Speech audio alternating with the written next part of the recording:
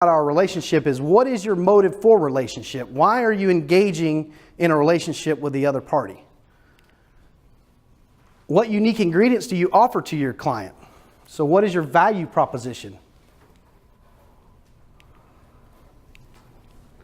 And then be honest with your participants, because your motives matter, right? So we want to let people know why we're engaging in an interaction and a relationship with them.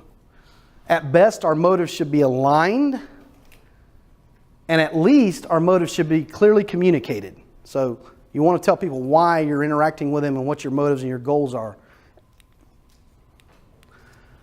So I learned this lesson from a client. I was working on a public job, similar to what he was discussing earlier about doing jobs. Those jobs are public bid jobs. And so what happens with those jobs is we all contractors bid on the jobs, and at the end of the session, we actually get to see what the other bidders bid. It's called an open public bid opening. And so you get to see where you're at. Well, we were successful on a fairly large contract. It happened to be Lakeland Electric here in Lakeland. And we were excited. We went back and looked and felt like we have everything covered, because sometimes when you're the low bid, you wonder what you forgot because you get to see everyone else's number. And so after looking at it, we felt comfortable with it. And my customer calls me and he says, listen, I want you to make a concession. And I told the customer, I said, you know what? I'm the low bid. I know I'm this much. I don't have any concessions. There are no concessions. So I shut him down immediately without even hearing what he had to offer. So I'm going to say, don't make assumptions before hearing the proposition. What he was proposing to me was, our company had a separate contract for the fabrication of the steel that we would be installing on this project.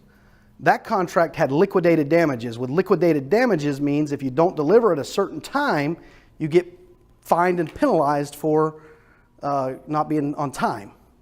So what he was offering me was, if I would accept delivery of that steel that was coming from my company, so I had control of it, he wouldn't worry about the liquidated damages. You want to sign up for that all day long.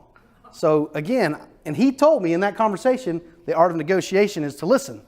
So I've learned to listen as a result. It was a win-win proposition. So probably don't do like, so you're going to learn from my mistakes today, right? So listen to understand, not respond. That's going to be one of my faults, is in my mind, and maybe somebody's already shaking their head yes, I'm already thinking of how I'm going to answer you before you're finished talking, right? Because I'm one of those personalities that likes to get things done. I'm ambitious. I want to answer you now. I don't want to hear you finish your story. However, I'm not going to understand what you're trying to communicate to me if I don't listen to your story. So listen to understand and not respond. So then we also need